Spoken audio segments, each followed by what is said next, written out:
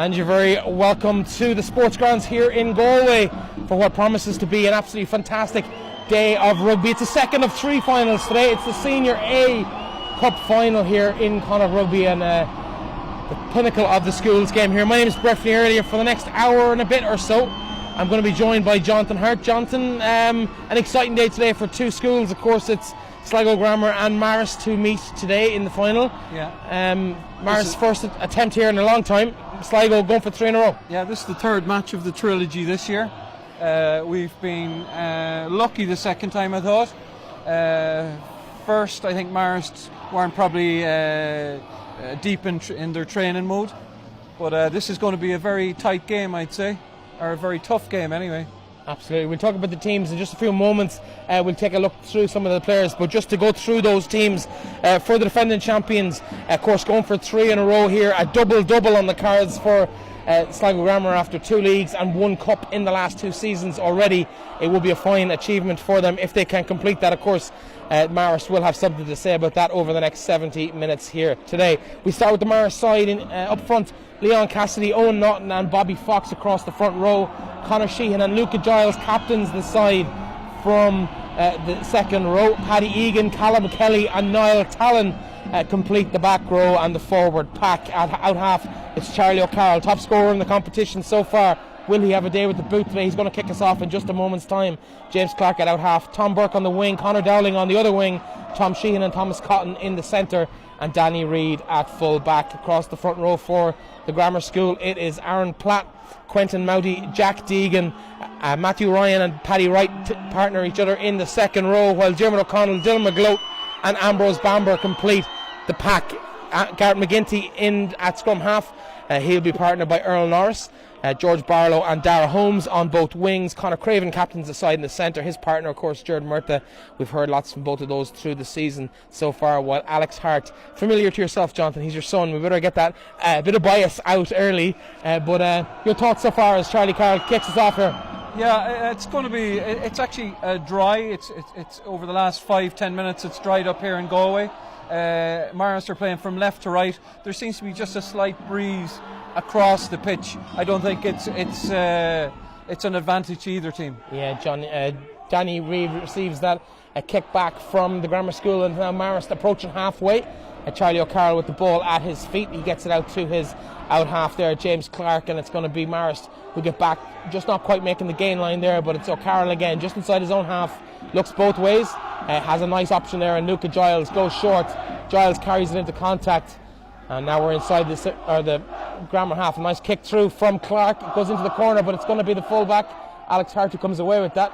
He's under pressure from two or three Marist, right in front of the Marist supporters. And as you can hear, the atmosphere here, we've had a lot of quiet games maybe in the Cup so far, but there's nothing quiet of it today, Jonathan. We thought we were going as far away as possible. It's still very loud, and it's great to see. It's great to see a Connacht Schools Cup final with a big attendance here today. Absolutely. That's Jared Murtha getting closed down very quickly on his own 22 as the Grammar recycle and go again. A good push from them. They've got well outside their 22, about 30 yards out from goal.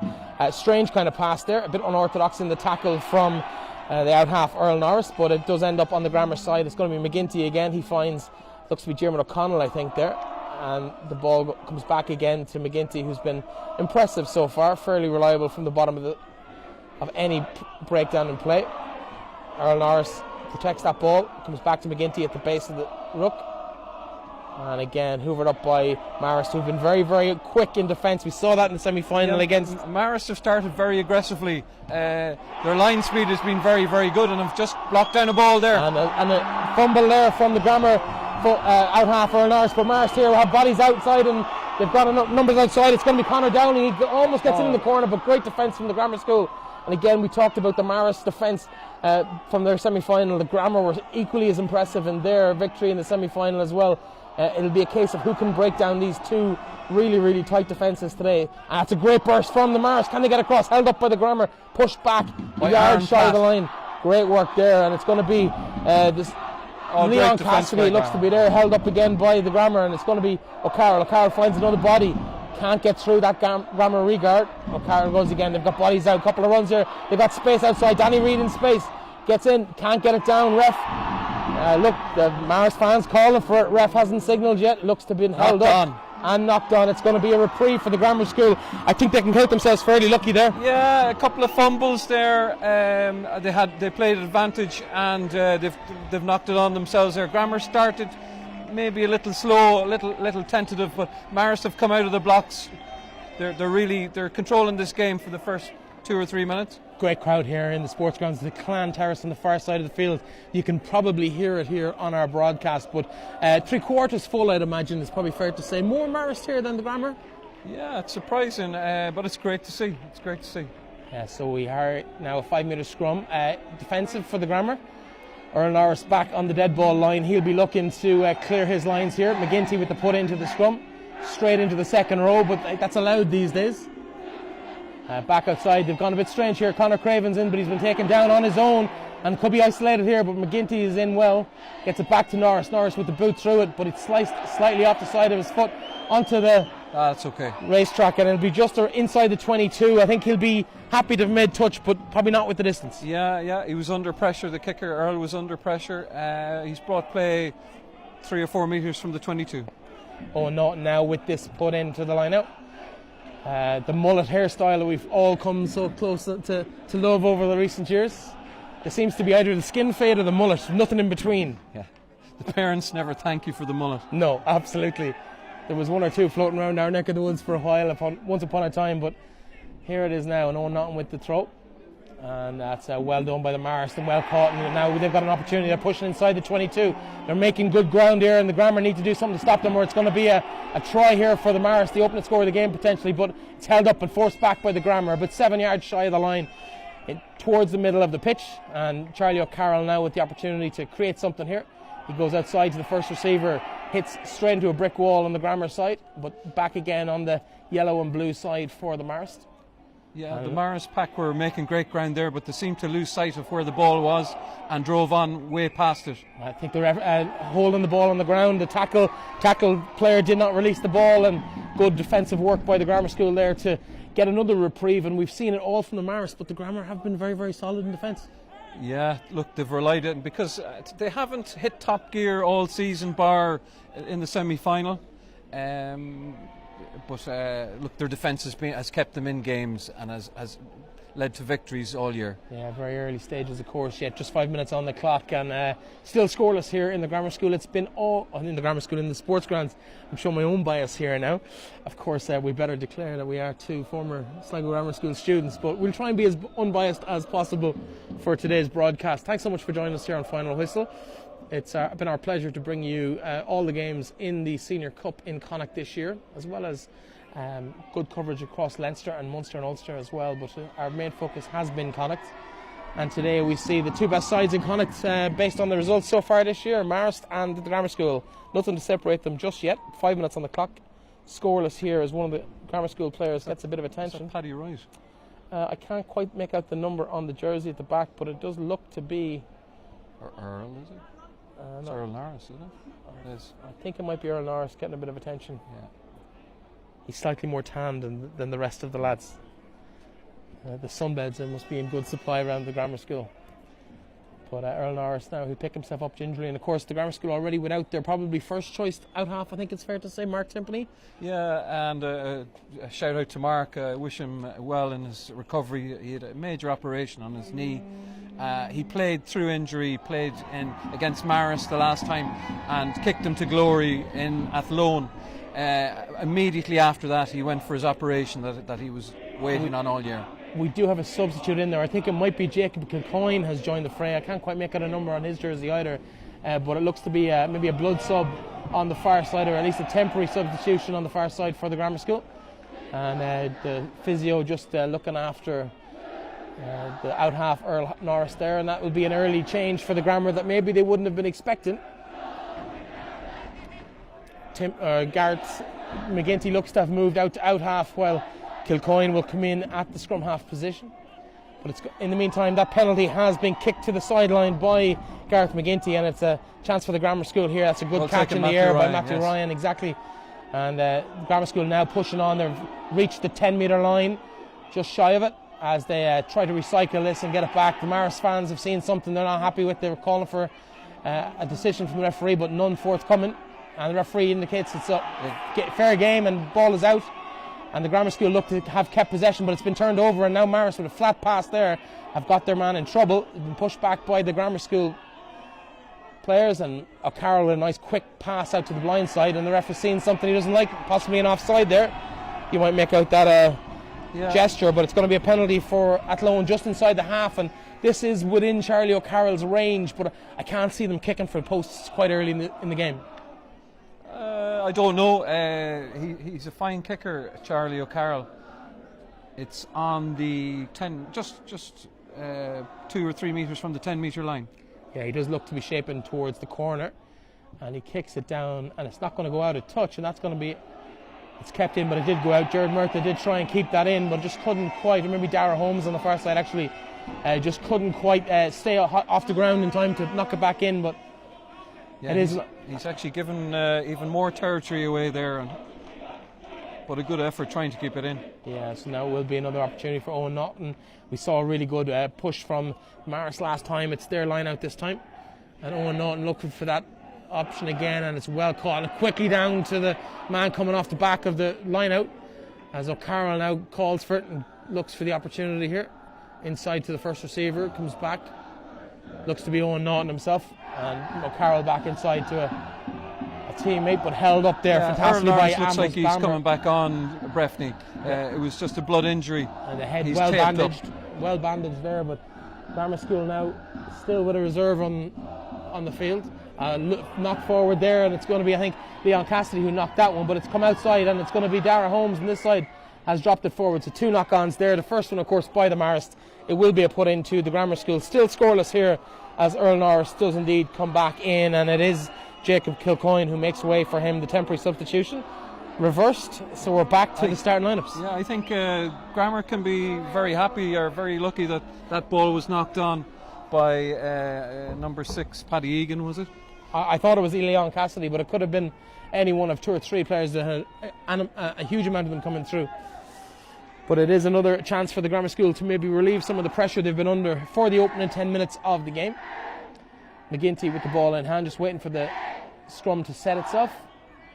As the Grammar School fans warm up there, big push from Marist, and it's going to be McGinty back to Norris with the headband. And he's gone for the far touchline, but he's not going to quite make that. Well caught on the far side by Tom Burke, but well covered up by 2 Grammar School players, and he does really, really well to get the ball back to his teammates in that situation. Way outnumbered there, but Grammar School, another great tackle. We're on halfway now, just for those of you that obviously aren't with us or listening and can't see the pictures that we have in front of us here. One Grammar School player on the ground, but a nice little kick across the top, and it's going to bounce very, very kindly for the Marist over the head of Alex Hart. Nothing he could do there to keep the ball in play, and it's going to be another line out, this time defensive for the Grammar School. They will have the throw, but it's going to be another pressure moment. The territory's been all... Yeah, we haven't been out of our own half since the start of the game. But it's been a good start for the Marist. They'll be happy. They do have a slight wind advantage, I think, in the first half, but it's very, very small. Yeah, it's very, very... Look, the way they're playing, they've come out of the blocks, fighting, backs and forwards, intertwining there, great hands. You know, lucky for Sligo that they knocked on with the try line 10 metres away. Yeah, there is a Marist player getting a bit of attention just outside the 22. The ball will be thrown in just inside the Sligo Grammar School 22. It's where we've spent most of the opening quarter hour or so, maybe a little bit less of the game, and maybe the last 12 minutes or so, as player just gets a bit of attention to his ankle. Can't quite make out who that is from the other side of the field. But, O'Carroll, is it? No, I don't think it's O'Carroll. No, he's standing up on the far side. He's in at the line out. But looks to be one of their forwards, actually. Number 4, potentially Conor Sheehan, just getting a bit of a walking wounded. He's been good in the line out so far. He's back in the line out now, and he's won that ball, and it's come back down to him, but a loose pass, but they get away with it. Good work there from Earl Norris, and head bandage or no head bandage, he's going to be involved in the play. Charlie Carroll kicks into the corner. Is that going to bounce nicely for them? It is going to be straight into the hands of Alex Hart, who takes the first tackle, gets through it, and the second and the third, but takes the fourth man to bring him down. And a good work by his teammates to protect that ball back to Norris again. Norris goes long down the field, straight into the hands of James Clark. Good hands from him. And he crosses the halfway line back inside, but he slipped, and he's going to get absolutely smothered by the Grammar, but luckily he just gets away with the support. And it's going to be 14. That's Conor Dowling. Good work from him, but the ball seems to have gone forward into a Grammar hand, and it's going to be the Grammar who attack now. They're into the other half, and they've broken through, and that's a great run there in from George Barlow, and he's burst through a gap at midfield, and he runs 50 yards to touchdown under the posts. It's the first score of the game. It's taken 13 minutes to come, almost 14 minutes to come, and it is 5 points to 0 in terms of the scoreboard here in Did that move start at the full back, taking a very dangerous ball? You would say that, James Father. Line, yeah, but it did, yeah, and a good work here in a very tight space from Alex Hart. Got the first 3 tackles, and then really good support work by the team around him. Particularly, I think it was Dara Holmes got in over him to protect that ball. And 2 or 3 phases later, and a really, really good break there from George Barlow, and it just ends up in the as probably the easiest try he'll get once he made that break. He just really had an open field to run into. George has had this is now his 3rd game in a row. Absolutely brilliant on the wing. Yeah, really, really impressive performance from everybody, particularly George Barlow there at the very, very end. But a chance here for Earl Norris, walking wounded, of course, got the head bandaged up, but he is about 12 metres out, straight in front of the posts. This should be bread and butter for a kicker of his quality. Leon Cassidy getting ready for a sprint. Bit of a false starter too, but he's going to have a crack here, and he's gone. No block, unfortunately, for the Marist. And the Grammar School fans into raptures. They're 7 points to the good here with 15 minutes, just under 15 minutes on the clock. And we have to say that was against the run of play. Absolutely, fine performance so far. Marist have had all the territory, 90% I'd say of the possession in the opening exchanges. We've been 5 seconds in their half and we scored. But the Grammar School are leading now. They're looking for a football now to give to James Clark, who's going to take the kick this time. We've seen Charlie O'Carroll on most of the kicks from the Marist side, and maybe something a little bit different here. Can we see O'Carroll maybe involved in the chase? Is this something off the training ground? But it's going to be James Clark who kicks left-footed, and he's gone long. No chase required for this one. It's going to be Jared Murtha under it. He catches it well inside his own 22, and he kicks it, but it's blocked down, and it's going to turn out nicely, but possibly a knock forward before it went out on that instance. But the linesman, it's a Grammar Sligo line out. I personally thought it touched the Grammar hand on the way out, but I think they will. He touched it outside, over the line, I think. Yeah. That's possibly a decision. Luckily, from a Grammar School point of view, but it's going to be a put into the Grammar to the line out here, about halfway between the 22 and the 10-metre line inside the Grammar half. But Marist have been impressive from the line out so far. I can't compliment Marist how they've started this game. I think they're unfortunate to be points down. Paddy Wright there, fine catch in that line out, but it's Marist who've won the ball, and great piece of work there. Looks to be Bobby Fox on the far side has taken the ball into contact. Yeah, that's the second time Grammar haven't protected that ball. And there's a little skip pass from the Marist has created an opportunity, but it's well marshalled by the Grammar School. And now James Clark gets the ball out, but the Grammar School have pushed them back to the 10-metre line. O'Carroll with the ball at his feet again, and he gets it out there to James Clark. James Clark intercepted, knocked on I think by somebody in there. Ref no hand up for advantage, so ref obviously happy for it to go ahead. He's telling the Marist lads to stay back, and that's a good piece of work there from looks to be Jim O'Connell, I think, normally with a headband. No headband today for O'Connell, but outside to Paddy Wright. Paddy with a little pass, and now we've got a bit of pace going for the Grammar School, but it's been knocked on. Ref again, no signal that was knocked on, but I think he's going to have a little word with his touch judge here on the far side, and we could see a decision made by the touch judge in this instance. Was it a deliberate knock on by Marist? I think that's what they actually suggest there might be a deliberate knock on by a Grammar School player, but they think they've called Owen Naughton in for a conversation as well. No, it's going to be a knock on, just a simple knock on, no intentional decision, and it's going to be put into the scrum. Hasn't quite seen it from the referee just yet which side have the advantage, but I have a feeling it could be a Marist put in. No, Grammar put in. Just on the halfway line. Yeah, but it's an example of how it's been going so far. We've seen it all, Marist, and now it is, of course, 7 points to no score here. 17 minutes on the clock. And the grammar school will be quite happy as the saxophone. We talked about this in the semi-final. It was my first time seeing a sax at a rugby game. But I have to say the Marist crowd are very impressive as well. Noise levels here are just brilliant. It's very impressive. Brilliant. Considering we thought it might be too noisy the far side, it definitely would have been too noisy the far side. It's nearly too noisy this side. Looks to be actually the Marist who have the ball in hand. First 15, 16, 17 minutes, Marist can feel themselves unlucky to be down. Yeah, the referee's having a little word here as one player gets a bit of attention in there. It looks to be Conor Sheehan again. He's been down already, and he'll be eager to return to action, and he is back in the second row for this scrum. And surprisingly enough, Marist have got the push in the scrum, the first 2-3 scrums of this. It's the first time I've ever seen Sligo pack going. It is a Sligo put into the scrum, and it will be McGinty. Ball comes out quick, well done by Charlie O'Carroll. It's an advantage to the Grammar, but it's Earl Norris puts it high. It's going to bounce. Can Danny Reid deal with this? He can, and well worked. Yeah. And then no advantage of Cruins. The ref is going to pull it back, and it's going to be a case of probably a scrum for the Grammar School inside their own half. I think they might have preferred to get the ball back in the position they did, as it turns out. Yeah.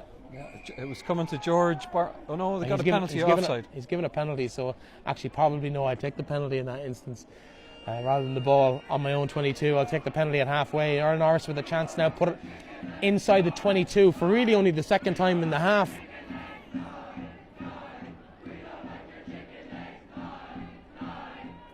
So Charlie O'Carroll getting a bit of abuse here from the Grammar fans, but it's all good-natured. I think it's definitely a lot worse than our day, is all I can think of. Earl has brought, that's a nice penalty kick there. He's brought play between the 10 and the 22. So good attacking platform for Sligo. Yeah, Sligo Grammar about 30 metres shy of the line. They'll have the put in, of course, it being a penalty. And Marist have already taken one of their lineouts. So Grammar School with an opportunity to build on this platform here. A lot of movement in the line-out, good work there, and it seems to be, I think, Dylan McClough. Yeah, Dylan McClough, and a great burst through, a great work there, and it's going to be probably hoovered up, and the ball has been coughed up by the Grammar School, but they've been given a penalty. Penalty right in front of the Grammar post. School probably very lucky to take that, but they'll take it all day long. I think the Ambrose would have been under the post there. I think that was handling on the ground. But Ambrose Bamber did get that hand or got that pass out of the tackle from a teammate. I think it might have been Dara Holmes who made that break, and Ambrose Bamber caught the ball, went on, surrounded by 5 or 6 Marist players, taken to ground, but got the penalty, so he'll take it all day long, and it's a chance for Diarmuid O'Connell and Ambrose. I mean, two of the best guys you want in that position. I actually thought Ambrose was going to get over there. But it is a penalty now, about 15 yards out from the goal, straight in front. A chance to put the score into double figures. 7 points to 0 at the moment with this penalty to come. And almost identical to the conversion about 5-6 minutes ago. 20 minutes on the clock here.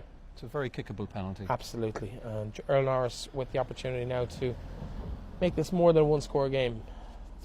Breffney, I put money on you putting that over. I'd put that over. There's not a whole pile of things I'm confident about, but I reckon that one is kickable by me. And if I apologise to Earl if I put him off with a commentator's curse, but another 10 yards I might be struggling, I'm not going to lie. Great finish from Earl Norris, and it is 10 points to no score here. 10-0 lead for the defending champions, and they make their way back to their own half as Marist now have to find the motivation to come back again. They've been very impressive in the opening 20 minutes though. I have to say they have been the most impressive team of the two, but Grammar are clinical. When they get into scoring positions, they finish it off every time, and have done so all season. Well, I don't even know if you can call it scoring positions. They got to halfway and just went, okay, we're going to score a try now, twice. They've been in the opposition half twice, and they've scored twiise. James Clark now with that restart. Very lucky catch there from the Grammar School, but they get away with it. Back to McGinty, and a strange situation there. Norris ends up with the ball in hand via a teammate, but that could have been a dodgy moment for the Grammar School. It's back again to one of the forwards there. Looks to be Aaron Platt, yeah. Ball comes back again to McGinty. It's just slow coming back to him. And the Marist doing really well just to kind of slow the play down and get themselves back in position. Norris now with the kick. It's high. He's not going to make touch, but it gives the full-back an opportunity. He lets it bounce, and he's going to get an extra 15-20 yards territory out of that. Does get it at the second attempt, but now he's been absolutely smothered by three Grammar players. Sligo players, yes. And Marist now going to have to work to keep possession of this ball. They have managed to recycle it, and that's great work by them considering just that lucky bounce that the Grammar got, and that's a good piece of work by Marist. They've pushed it on almost to the 10-metre line. They're back inside the Grammar half now with a kick, and it's going to be Alex Hart who comes forward, catches that well into traffic. Good tackle from the Marist. Takes Hart down, but it's going to be a good piece of skill there from McGinty. He just elects to go into contact himself. Yeah, Grammar back row just landed in time to secure that ball from Alex. Norris with a nice pass out there to Murtagh. Murtagh inside, cuts inside, past the first tackle, tries to go through to another, but it's knock on, and just a tackle there in the McGinty just couldn't hold on to it. It's going to be I would have thought an advantage to the Marist, but no. Yeah, they still have. You'd probably call it back. They haven't gained anything there. Still the ball at hand. Charlie O'Carroll now with the ball in hand, and the ref has decided there was no advantage. He's going to bring it back for the knock on. And that was unfortunate. Jared Murtagh all season. He paid it into Garrett McGinty, who probably wasn't expecting it straight to him, and it just bobbled out of McGinty's reach. And yeah, he needed a soft pass. But it is what it is here. 10-0, and the Grammar fans with a bit of a Nino chant there, and there's another player down getting injured, or getting support from the looks to be Luca Giles potentially. Yeah, the captain of the that stemmed side. from Matthew Ryan throwing a ball back there. I hope he doesn't do that again. That was a dangerous. Matthew's a big guy. Take it in, secure the ball, and then let Dara and Earl bring it into safety. I think that might be Paddy Egan that's getting a bit of attention on the far side there. It's very hard to read the white numbers on the yellow jerseys of the Marist. Possible, yeah. There's a nice contrast on the other side, navy and white. You can't really miss it, but the Marist ones, just some of the numbers quite difficult to read from a distance, particularly the single-digit forwards. But Leon Cassidy on the mark for the scrum.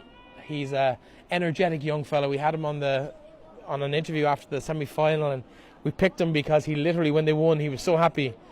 I've seen people celebrate before, but I've never seen a 17-year-old boy prop forward, cartwheel the entire length of a half of a football pitch to celebrate a win. And it was just, he has energy to burn, and after industrious 70 minutes to be able to do that was impressive. He's one of those characters I'd imagine in a dressing room. Would you have been that way inclined yourself? How's your cartwheeling ability? Mine, not so much. I would have a very stiff one. A great kick there down from Danny Reid, and the ball lands on the top of Alex Hart, and he kicks it down. A nice opportunity for 50-22, but it's well cut out there on the far side by Tom Burke. And Tom Burke kind of slices that, but it's going to bounce in front of Alex Hart.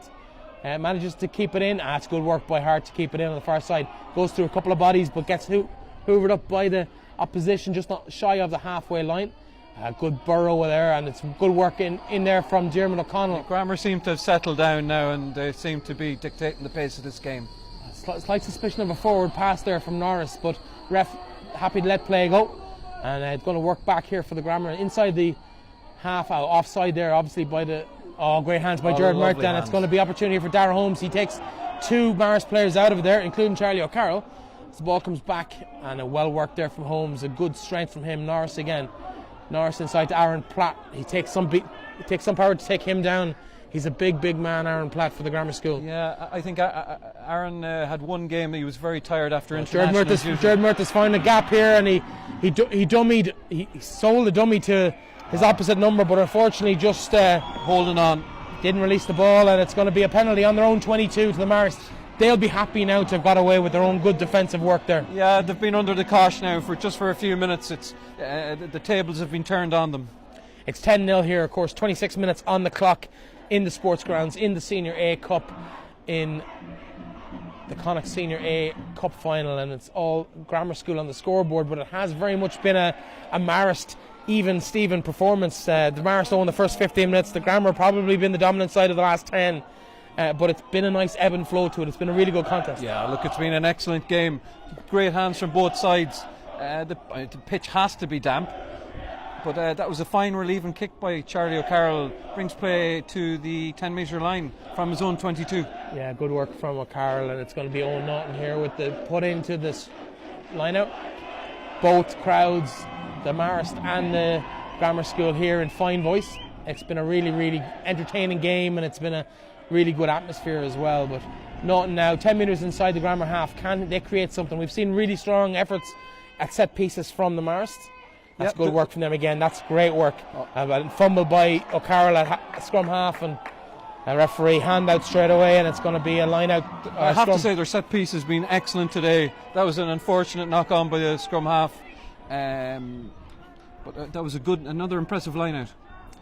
Absolutely. It's 27 minutes on the clock. I make it maybe just a slight over that, and we're going to see a scrum here just shy of halfway with the Grammar School with the put in. Both teams, as they started, we did have a blood substitution briefly for the out half for the Grammar School. Earl Norris briefly replaced. He's back now wearing the committed bandage, the white wrap around the head Rambo style. Will he have to resort to any of the Rambo's tactics later in the game? I knew Earl's father, and I knew his uncles. They were the toughest guys I ever played with. So Earl himself is a tough young man. He's back on the field here today, and of course already 5 points to his name. The try, of course, coming from George Barlow. A great break from him from halfway, straight through a gap in the defence and straight under the post, and that's a poor pass on the Grammar side, but it's going to end up in the hands of the centre. Connor Craven, well taken, captain, Connor. But he's run into traffic and he's been brought to ground, and it's going to be an effort now for the Grammar School to get that ball back, and good work by McGinty at out half, but they're getting hoovered up. Great kick through from Murta, but it's going to come straight to the hands of Danny Reid on the far side. Reid now with an opportunity, kicks for a touch, but is it going to go out on the full? No, it's not. Bounced just inch perfect. It's a lovely kick from the Marist. Fine kick, full back. Marist full back, yes. Danny Reid there, just maybe not a natural kicker of the ball. It kind of sliced off his foot, but it just bounced perfectly on the sideline. It worked. You'll take every little bit of advantage you get on a day like this. It could come down to those little lucky breaks as well. Grammar of defensive line out now between the 10 and the 22 metre line on our side of the pitch here. Yeah, of course, we are on the far side of we're on the Greyhound side of the stadium. All the supporters on the far side. The soft-spoken commentators. Well, we needed to move away from the noise because it's just deafening here, and we're 100 metres away from them as the Grammar School tried to get out of their half, just pushing up to the 10 metre line, and the referee just indicating the ball is loose. The Grammar School have done enough to secure it, but I think that's a great piece of work by the Marist to dive in on that and recover it, and it's going to be the Marist now to try and create something, and they've got an attacking position here inside the 10 metre line. Yeah, that was loose play by the Grammar. They gave it away. They should have secured that ball on the ground. We have seen that in the earlier games from the Marist, as Marist have now made a mistake and they've held onto the ball, and it's going to be a Grammar School penalty. But we've seen that from the Grammar School. We've done all the Grammar School games together, Jonathan, and we've seen maybe a little bit of overconfidence sometimes with the Grammar School. They come into these games almost expecting to win it, and we see them make sometimes little rookie mistakes. Yeah, but I noticed in the last, I would have been critical of the backline play. I knew there was more in them, but in this last 2 or 3 games they've really moved the ball well. I think they're trying more things, breathlessly. If you try more things, things will go wrong, but the backline have soft hands today have been excellent. Yeah, and it's going to be that penalty kick to touch by Norris, and it's going to be an opportunity for Quentin Modi to get the ball in here from this line out on the 10 metre line. And good work there into the hands of Great, well taken by Dylan McLeod. Yeah, and ball pushed forward now, but 10 metres made there for the Grammar School, and it's going to be back to McGinty. McGinty trying to create something here. It's a little bit slow in the build-up recently for both sides, just taking that little bit extra time, maybe when that gap might be there. McGinty now finds a gap. And the game started off really, really fast. It has just slowed down, I think both sides are feeling themselves out here. Yeah, hand and error there on the side of the Grammar School, and it's going to be a put in for the challengers, we'll say, as we get closer and closer to the halfway. About 4 minutes of regulation, so there might be maybe a few more minutes. We've had a couple of stoppages for attention. Physios have been on and off a couple of times. So wouldn't be surprised if there's another maybe 7 or 8 minutes to play in this. Yeah. Referee just getting the... That's been an excellent final, Breffney. Sometimes the finals can be dour and nervous, but it's actually been quite good. Both sides have handled very, very well. Marist have actually looked the more impressive of the two sides. I'd agree with that. It's 10-0, but I think if you came in here and heard the score and watched the game without the tries, I think you think Marist were going to be the team that were 10-0 up. Yeah. But it is indeed the defending champions, the Grammar School, who are lead. Good piece of work there by Marist, and they've broken through, and good hands there into the hands of Leon Cassidy. Cassidy goes around, just can't quite control it, and that's a bit of a wild pass from Cassidy. Connor Dowling couldn't quite control it. It came at him just a little bit too quick.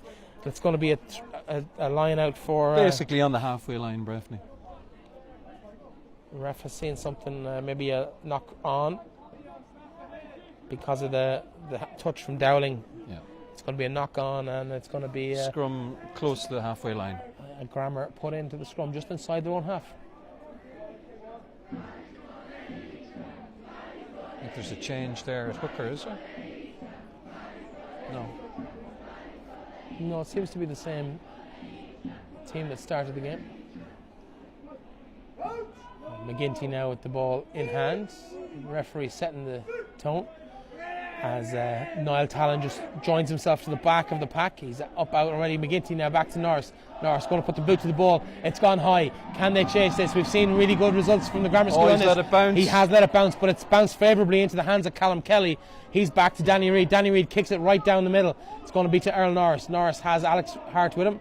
Goes into Hart on the far side. Hart with an opportunity. Just kick it, but it's going to break, and it's going to end up back in the hands of Earl Norris. And he's done really well to recover that, because the kick from Hart just did get blocked down by the Marist. So it's back in the hands of the Grammar School, and the little bit of momentum they had built up just ebbed away a little bit, but they still have possession. McGinty looking for that ball to come back.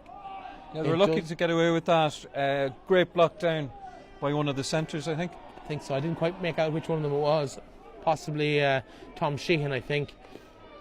Or Norris now, ball in hand. Again, really quick speed out of the line from Callum Kelly. And that's gone straight through the hands of James Clark. But he does get to recover. But, and that's an unfortunate mistake on the Grammar School side. He's knocked it down. Ref has indeed gone and given the knock on, and it's going to be a put in to the scrum. And that's a bit of a mistake from the back three. I think, I'm not quite sure who it was on the far side. Knocked that backwards, but the ref didn't see it that way. I'm pretty sure that was the dad coloured glasses on that one.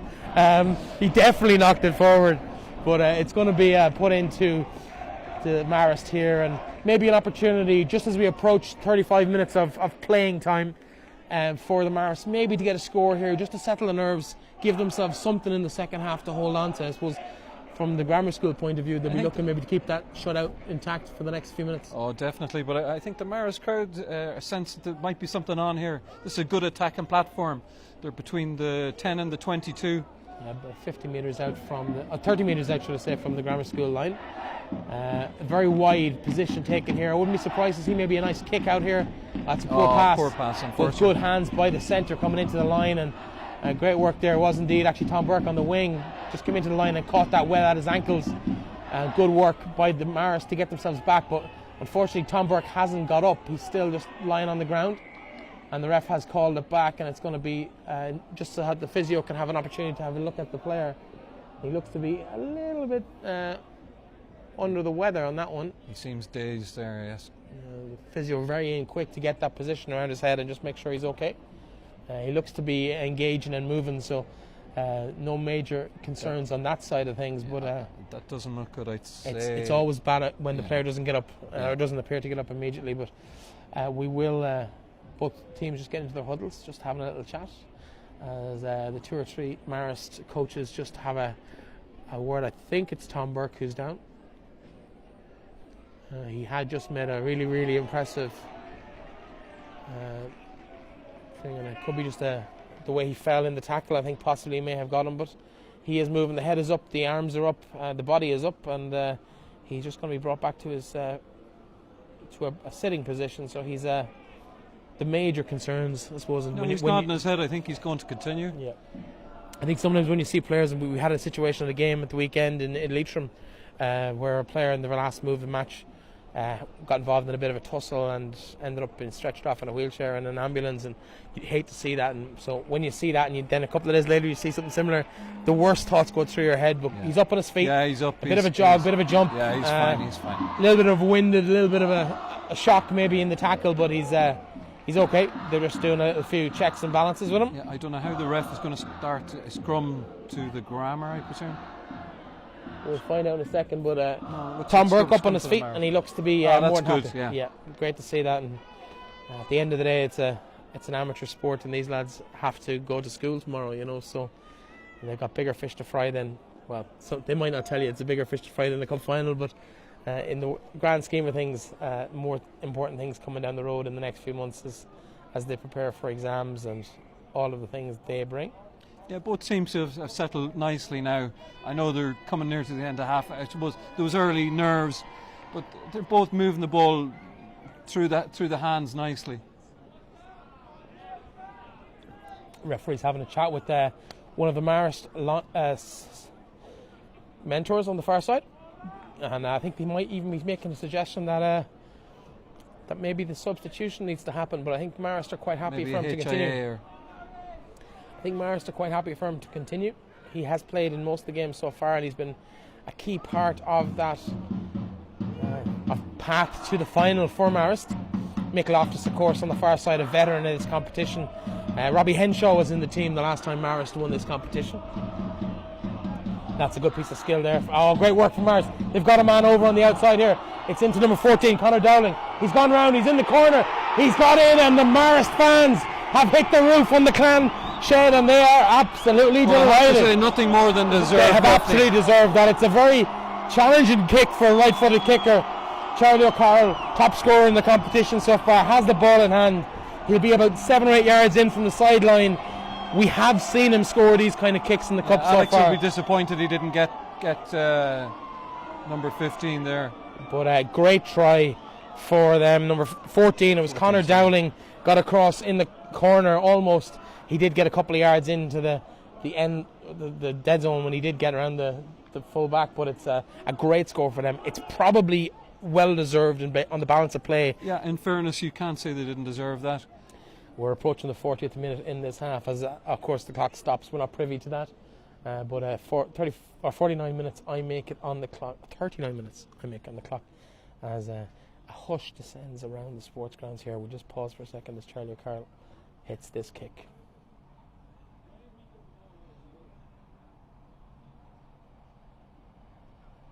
And the grammar school off the line as O'Carroll kicks, and that's a lovely little kick, and it's gone right between the posts. A fine kick from a fine kicker, and O'Carroll has kicked them into the half time, and it will be a half time lead here for the grammar school.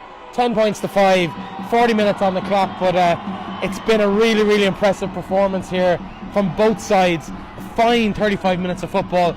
We're probably going to expect the same in about 5 or 10 minutes time. Grammar will go in disappointed, losing points on the very last kick of the game, last play of the game. But to be fair, Marist deserved points this half.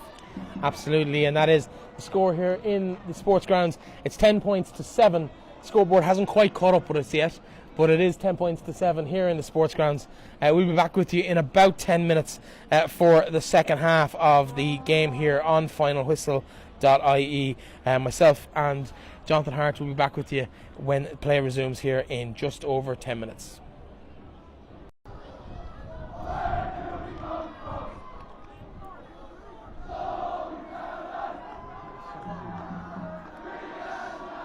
And you're very welcome back here to the sports grounds for another 35 minutes of cracking rugby. It's 10-7 to the defending champions, Sligo Grammar School, here in the Connacht Senior Schools Cup A final. And Earl Norris gets proceedings underway.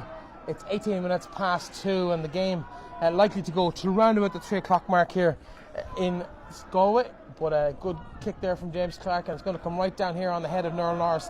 Blood beginning to come through that bandage. We saw him go off for a little blood sub earlier in the game.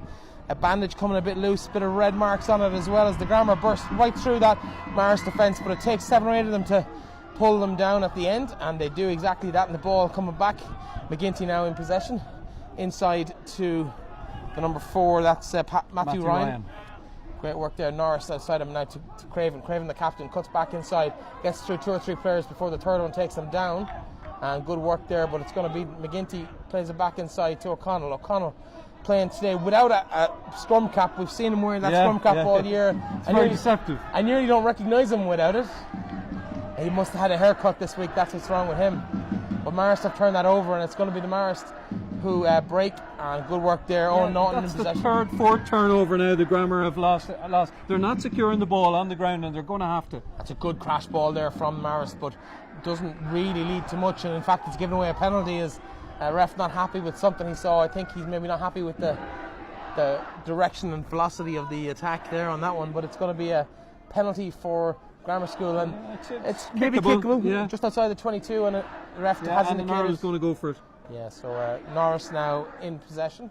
I don't see any changes coming in just yet for either side, but we will keep you up to speed as well if we do spot a couple of changes on the far side for either team.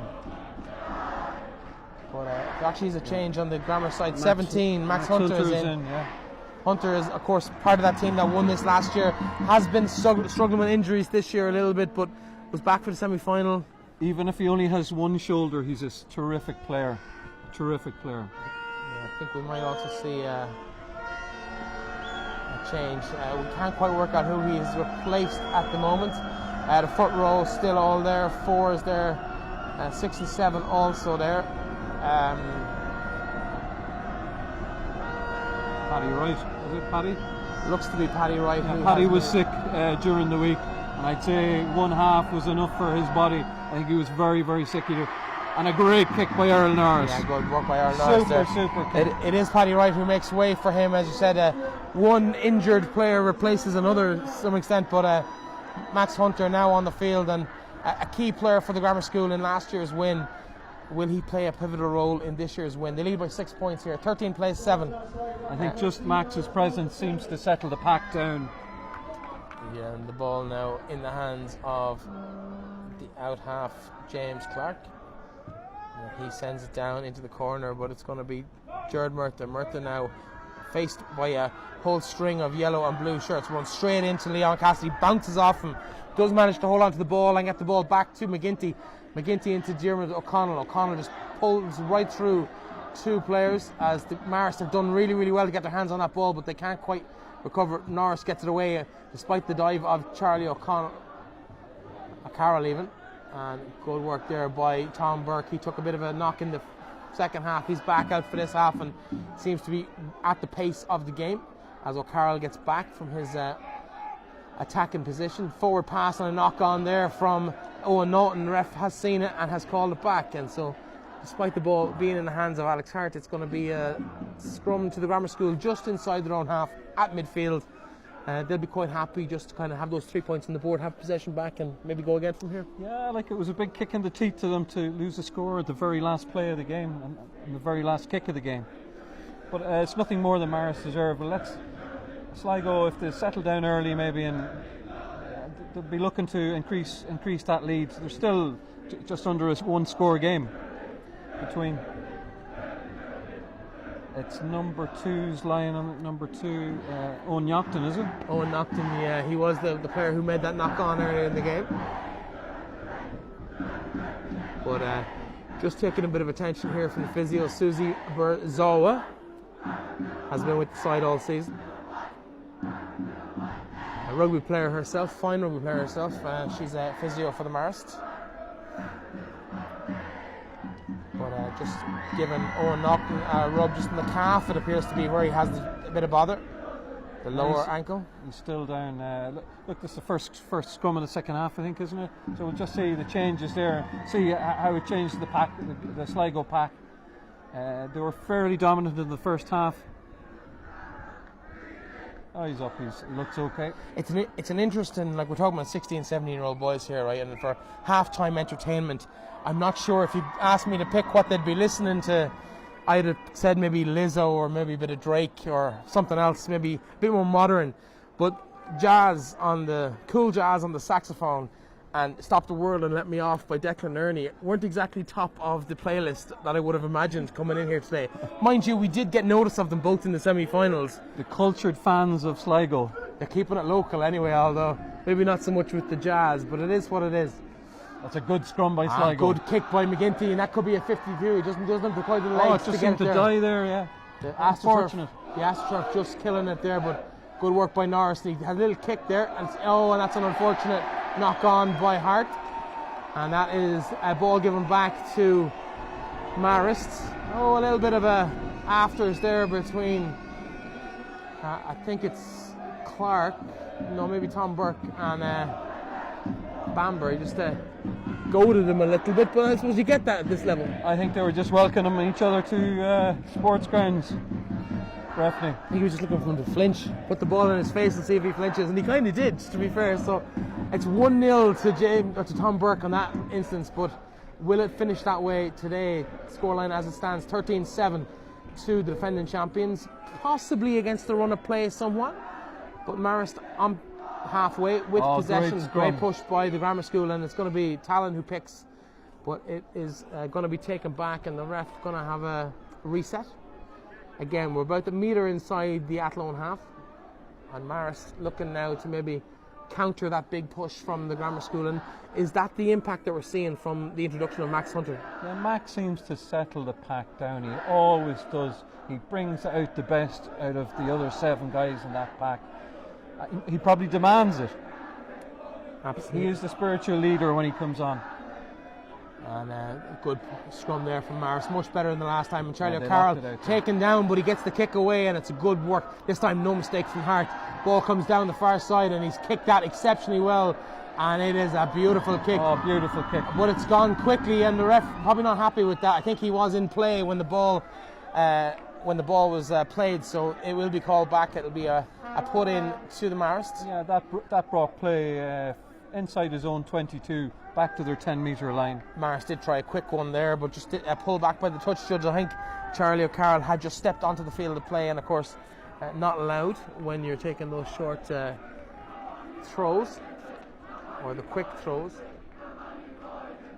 And the grammar school fans probably outnumbered 2-1 here, but no volume necessary. You can hear them from the other side of the field, and that's a good work by Marist. Suspicion of a curved ball maybe, but indeed it is.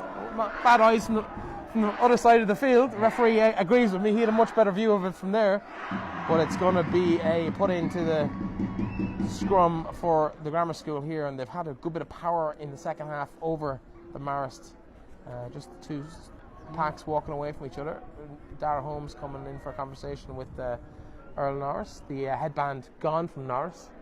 Obviously fairly confident that the blood is not going to be returning. Has a little chat with Jared Murta. Bit of a conflab there. Conor Craven. Oh no, in fact it's not Conor Craven, it's Max Hunter also giving his tuppence worth. But Norris must be just surveying the crowd to see what he thinks. What move should we play next? Craven coming back. There's a pre-planned move maybe coming up here. That scrum should be fairly secure. So we'll just see. They're playing from their own half here.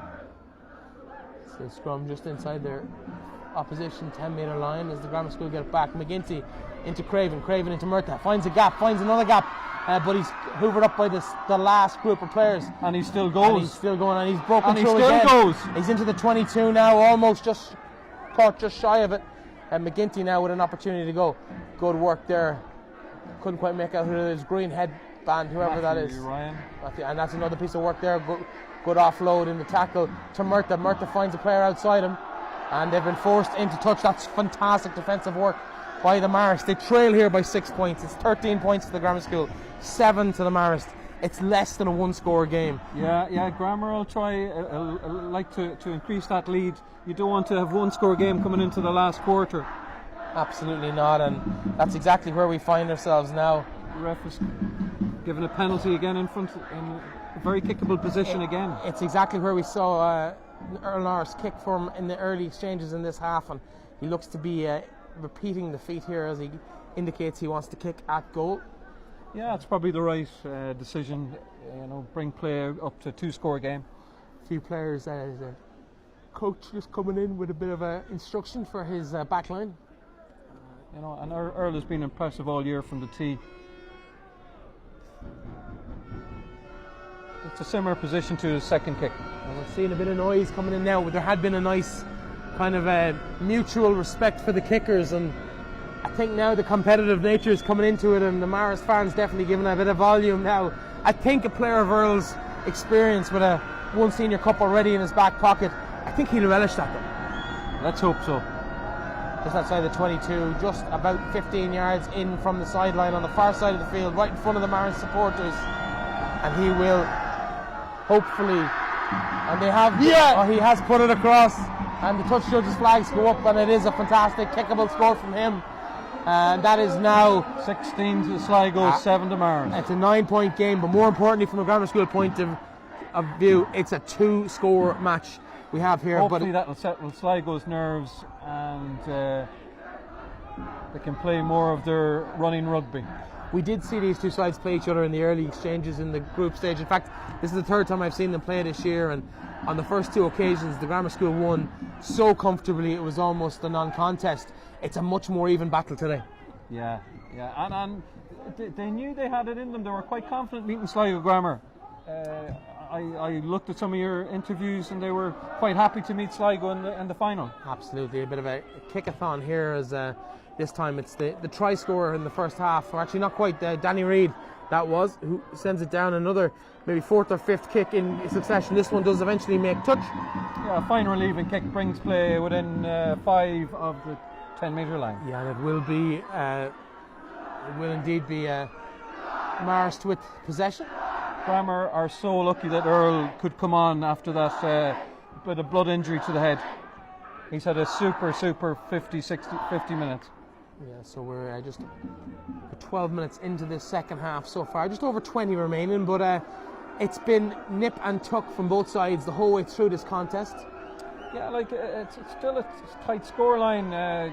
Grammar would have hoped to have a bit more distance between them and Marist, but Marist have performed admirably all first half. Excellent. Well won by the grammar school, and that's broken down to McGinty, who kicks it in. It's going to find a nice little spot, and it's going to bounce awkwardly, but well recovered there by Tom Burke. Good handoff from him.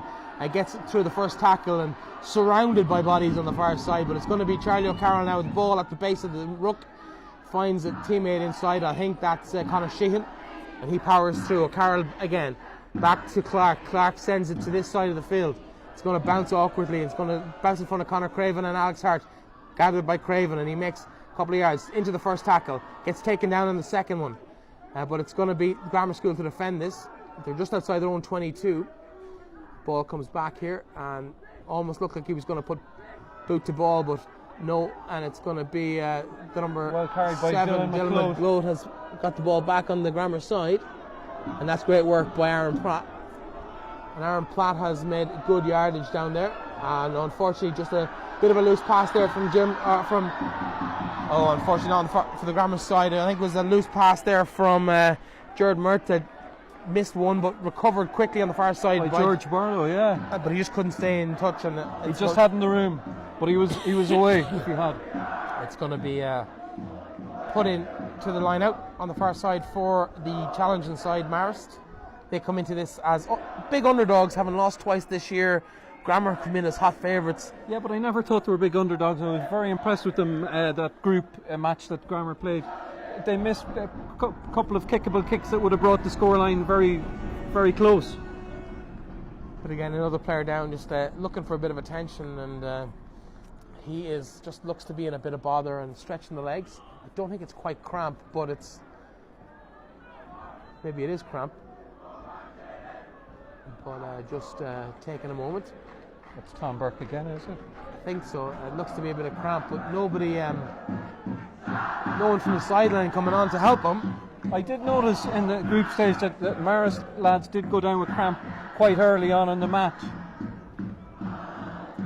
Well, from what we've seen so far in this game and this season is that he's going to have to go off. He's limping badly there. If the Marist do start to cramp up, we could see a situation where grammar school quality and maybe just that strength and depth as well could prove to be, for the last 10 or 15 minutes, a big challenge here. Yeah, no, he's going to. I think it's a bit more than cramp there. I haven't quite seen if he's made his way off. He's still.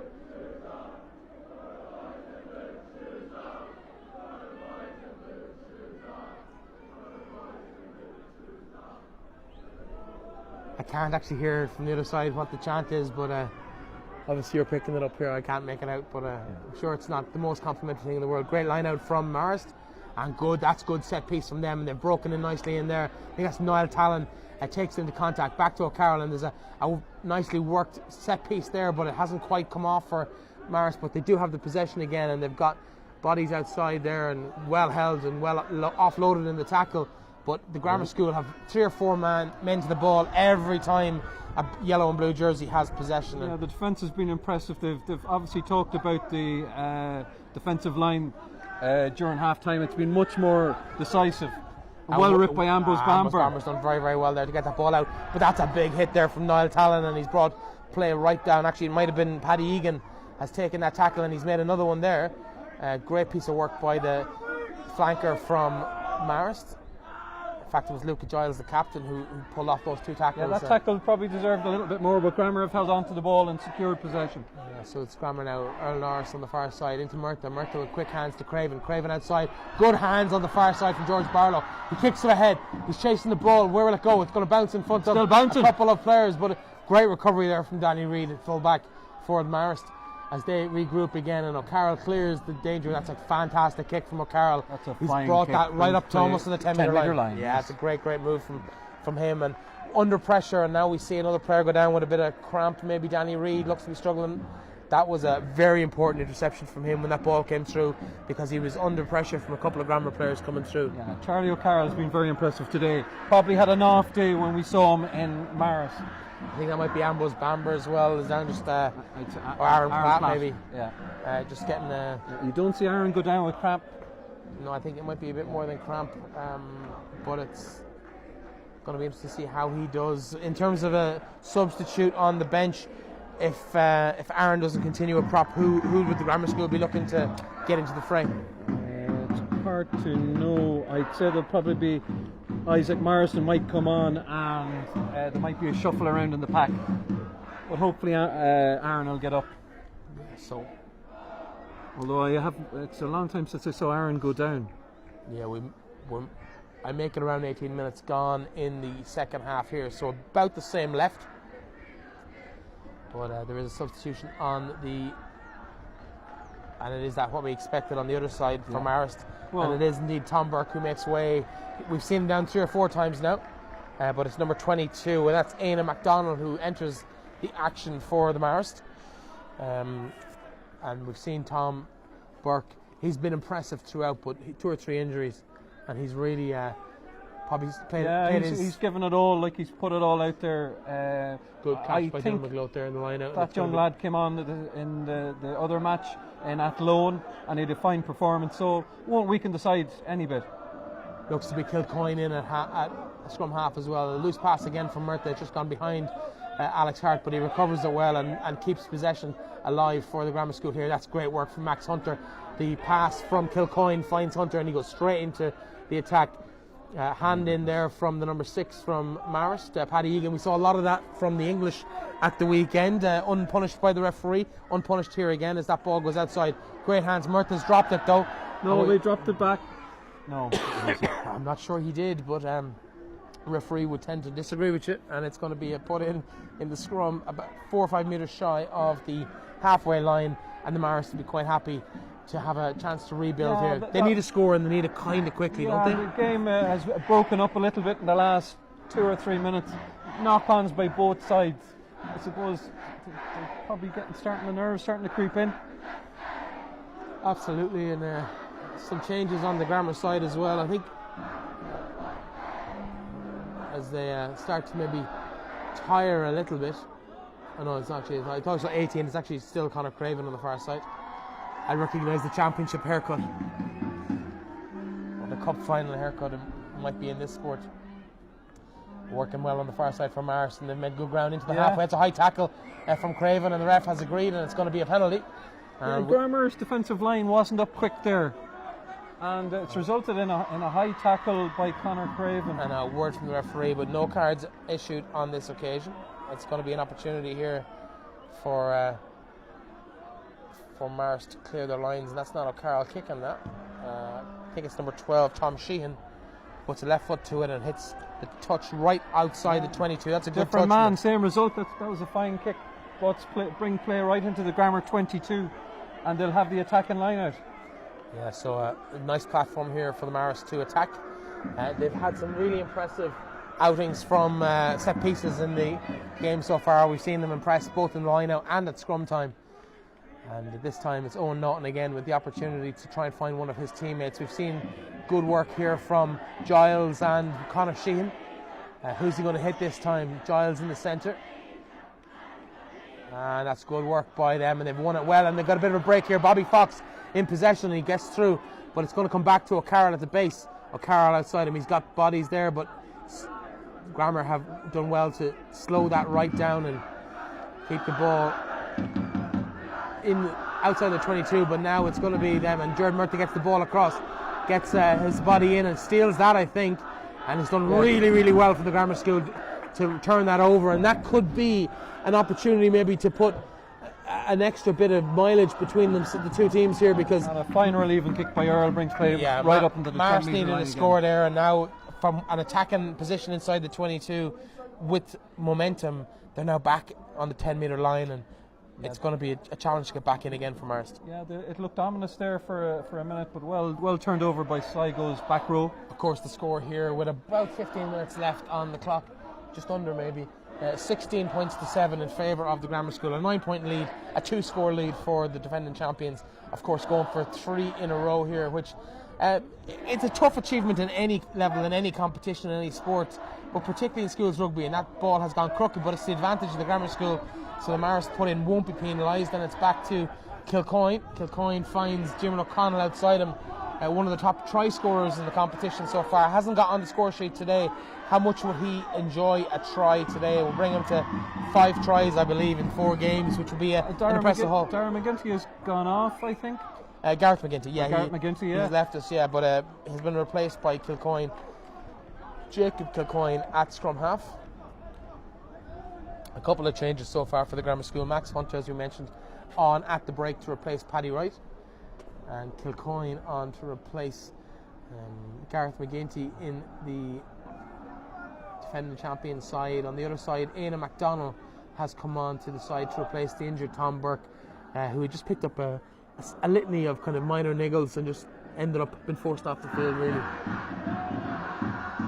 Oh, but he's put his body on the line. Yeah, 100%. You know, he went down and got up a number of times. Absolutely, and now we have... it's a great scrum. Grammar have pushed the 1.5 metres they're allowed and told to stop by the referee, but that's good.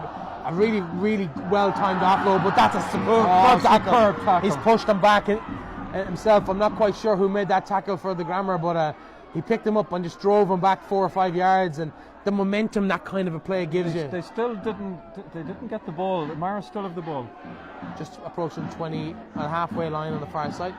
Good work straight into Ambrose Bamber and Jack Deegan, and neither of them were for turning. O'Carroll now with a kick blocked down, recovered by Marist again. They've done quite well to keep hold of the ball in the last couple of minutes, because the Grammar have put them under serious pressure. Another penalty. And the pressure has told that it's going to be a penalty just inside the halfway line.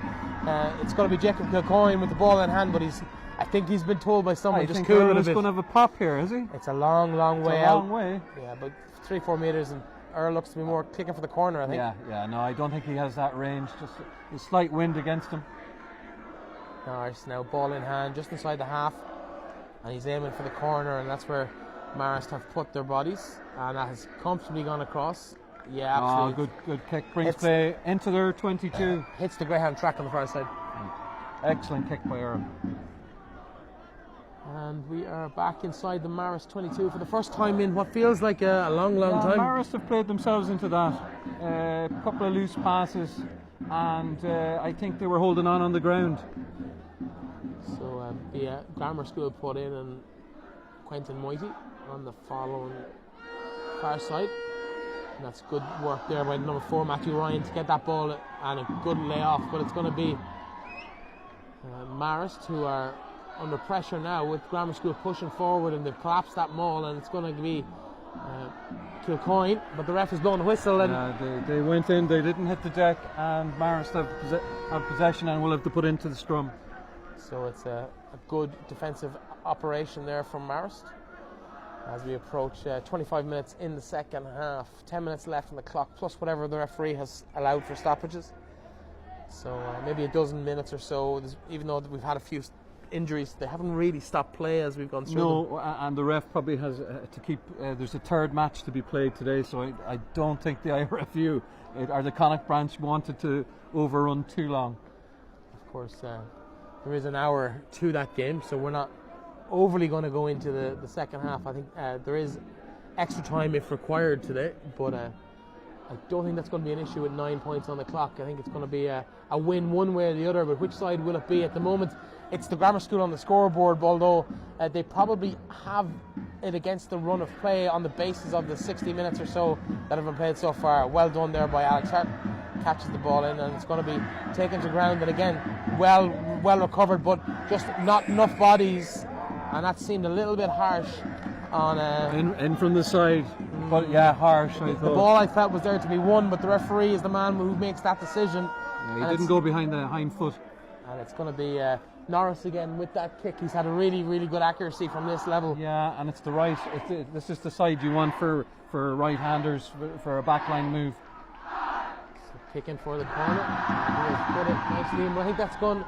He's pulled what's his name on that? Billy Burns on that, and it's not gone into touch, and it's going to come back to a great take. Alex Hart. Hart now with bodies outside him. He's got Murtagh to his left and finds him. He's got bodies outside him again, but he gets away from the first tackle. Brought down by the second, almost. Still gets away. It takes 3 or 4 to bring him down. He really is. Murtagh needs 2-3 guys to bring him down. He is a class act. Very strong. Norris with the kick, but a bit wild, and it's bounced really well for the Grammar School, but it's going to be knocked on there by the Grammar. I think the ref has seen it. I think the first touch did come off a hand, and maybe even off the hand of Max Hunter. I think Max was unfortunate. I think the Marist player played the man rather than the ball. I think the knock-on was before that. So the kick came after the knock-on, but the ref has seen what I saw, and it looks to be a player down, and that could be one of the back three. I think it might be Conor Dowling getting attention now, and another player down for cramp in the yellow and blue jersey. And we've seen that a couple of times this season, particularly in the last group game when we covered that match together, Jonathan. Marist just struggling with cramp towards the end of the game. I'll tell you where that's coming from. That's coming from the pressure in the scrum. The Grammar pack has been so strong. They're feeling it out there, the forwards for Marist. And they put in a fine performance, but they're being pushed to their limits now. Well, we're back with the cool jazz coming out of the far side here in the Clan shed, and I think the Clan terrace moving there in a nice kind of blue and white mirage as the kind of crowd getting into it. You might be able to pick it up here on the broadcast, but 9 points up with about 9 minutes left on the clock. I make it probably a little bit less even, but it's a couple of players getting attention here for Marist. They're 9 points up. Their opponents walking wounded in some places. Yeah, but they have to put in on their own 22. What time are we making it now? I make it 29 minutes gone in the second half, so yeah, 6 plus whatever. Yeah, they'd be hoping maybe to work their way down the pitch now. Maybe could do with a score. They don't want the time to start running short. Yeah, it was in fact Danny Reid who was getting the attention there. Himself and Conor Dowling look quite similar. The blonde locks, no fades there in that instance. Not quite at the mullet stage yet either though, so maybe there are in-betweens for today. It's a work in progress, Stephanie, a work in progress. Apologies for the cough. And it's going to be a put in here for Charlie O'Carroll. He's had an impressive championship so far, top scorer in the competition, but hasn't quite been able to get his team to the top of the scoreboard today. But there is still half a dozen minutes or so left. Did look a little bit forward, but referee not interested. Ball presented back to O'Carroll, and that's it looked like a knock on maybe, but great hands off the ground as well, as we now see bodies on the wing, and that's great work there, and he can't quite get away. Oh, that's excellent. Well done to keep in from Holmes. Excellent tackle by Dara Holmes and finished off by Conor Craven. Well done. It looked like Aidan MacDonald was just going to get round him there, but Holmes just got the hands out and pulled him down, and the resulting player into touch then straight afterwards. Dara's been busy on the defensive side. He probably hasn't got the ball out this right hand side for he's no attacking opportunity, but he's defended really, really well. There's been very, very slim pickings for the attacking opportunities for the grammar school. They've kind of scored most of their scores. The one try they've got kind of came from an individual bit of brilliance from George Barlow. Good work there, and it's going to be Kilcoyne, and that's great work into Hunter. Hunter gets a yard of space, but then smothered by fantastic by Kilcoyne, and he's through. A lovely little opportunist from him at the back of the ruck. The defence just parted. Kilcoyne saw the gap. It wasn't very big, but it just opened for him just enough, and that little yard of space, and he was never going to be stopped once he got through that gap. Absolutely well spotted by young Kilcoyne, Jacob. Very, very individual try, so that the gap opened and kept opening, and that's a much needed score by Sligo. That will settle all nerves now. Yeah, Jack Deegan has been replaced as well on the grammar school side. Replacement there for him. It looks to be Francis Ellison who has come in to the grammar school side. We've seen plenty of him in the competition so far as well. He's not going to lessen that pack. Francis has every time he's been given an opportunity, he's been very, very impressive. But the scoreline is just starting to stretch, Breffney, in Sligo's favour. 21-7 on the scoreboard with the conversion to come. We've seen some impressive kicking today from the out half Earl Norris, and a bit of silence. I think the Marist have learnt their lesson from the last time, and there's no noise coming from them.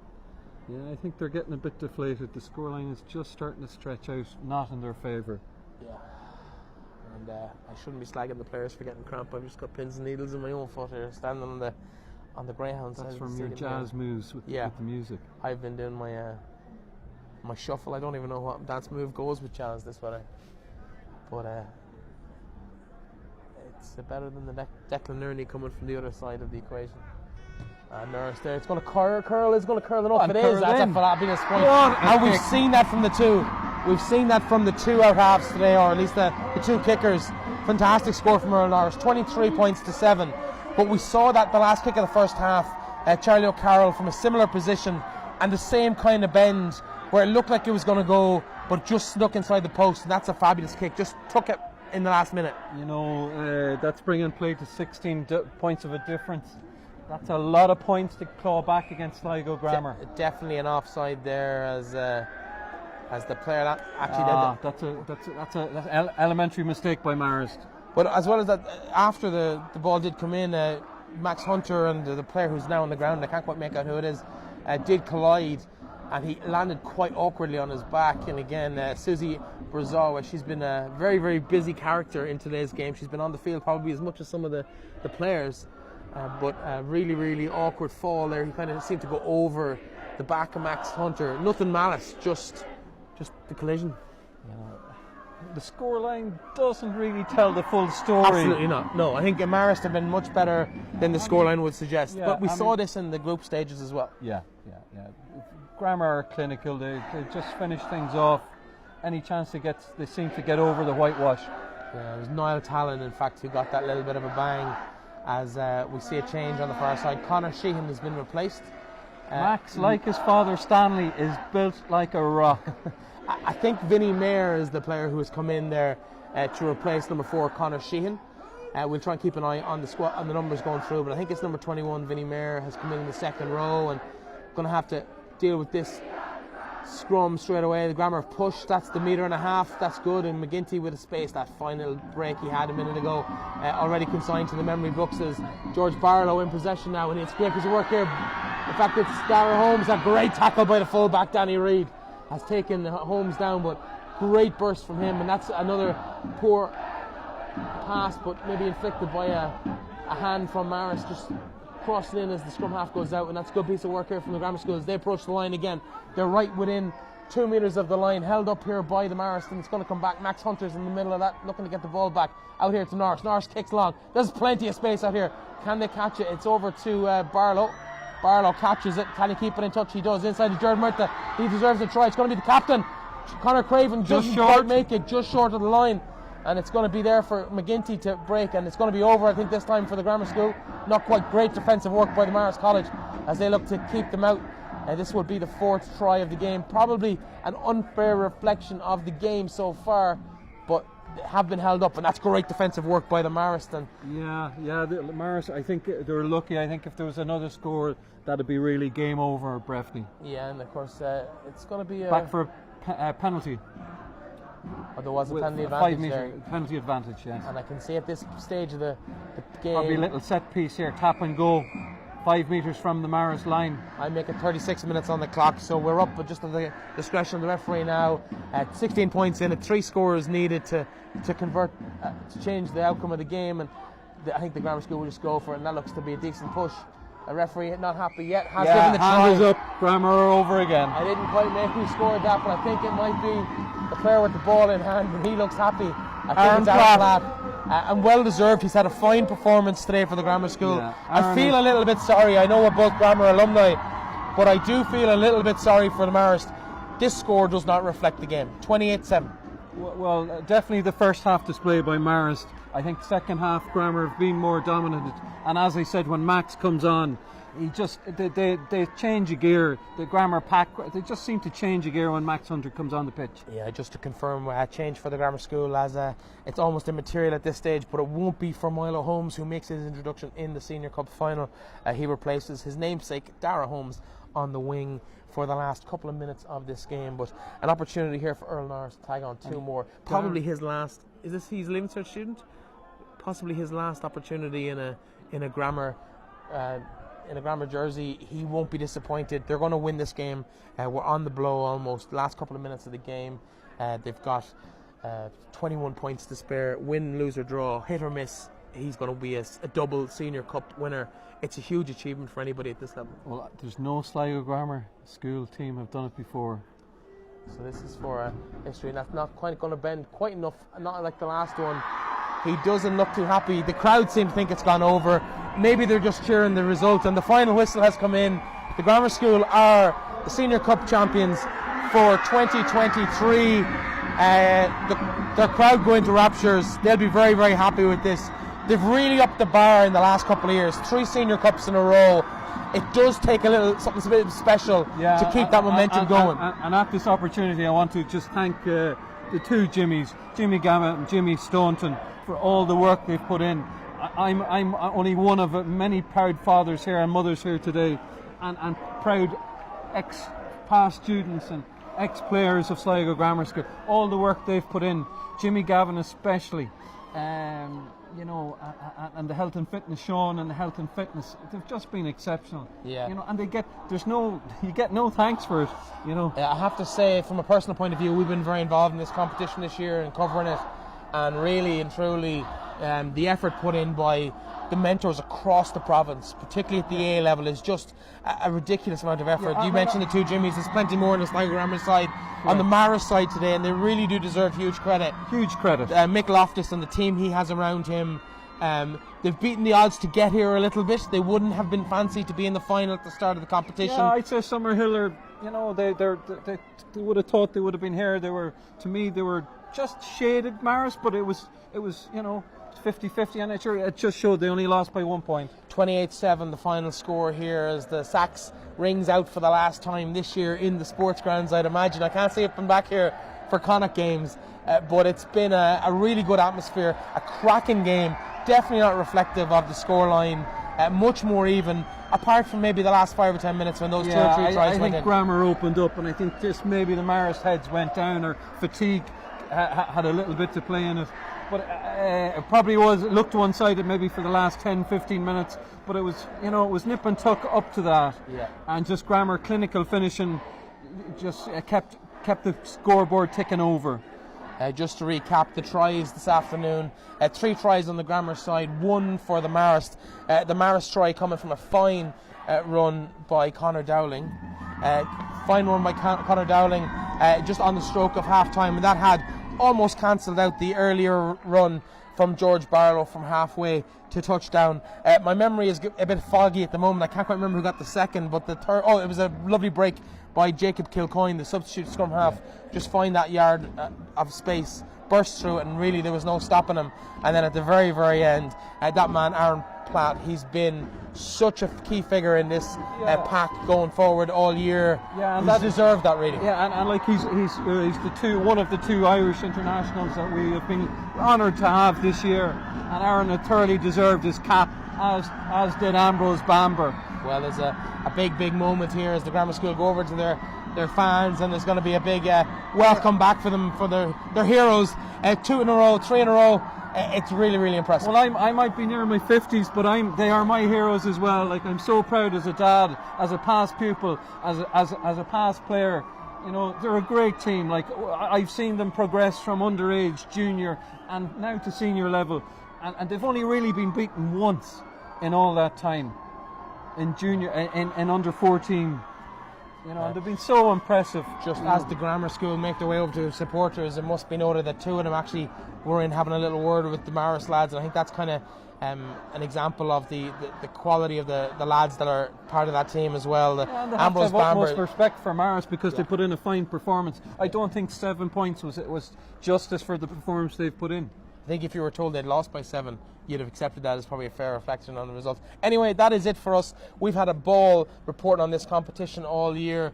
Every game in the competition so far this year, we've had a fun. Thank you so much to everyone who's joined us on co-coms for this, to yourself, Jonathan, for the games you've done with me. I think we had 4 outings in total. I had 4 with Ken O'Neill as well, and it's been a nice way to kind of bring this to people's homes and offices who couldn't make games today. Yeah, and Breffney, if I could just butt in there, I just want to thank you personally, and thank you from our school and from all the school's rugby supporters. You have really done justice to the Connacht Schools rugby here. You have reported brilliantly. You know, you've kept the imagination going and increased the excitement for all the upcoming games, and now the final. You know, and just thank you. You're promoting the Connacht Schools rugby, and well done to you. Appreciate that. Listen, Jonathan, we'll leave it there. People are sick of listening to us for the last couple of weeks. Thanks so much for all your support over the last couple of months, and to everyone who's joined us on the broadcasts, the hundreds of you who have joined us on games over the last couple of weeks and months. We will be back next year, hopefully, all things going well, with similar coverage, or even extend the coverage if we can at all do that. Thanks to everyone, and best of luck, and congratulations to everyone who won cups today. Of course, one more still to come later in the day. Athlone Community College, they play the Bish in the B final. We won't have coverage of that on Finalwhistle.ie. Our coverage ends with this Senior A Cup final. So thank you so much to everyone, and we will be back with you again next season.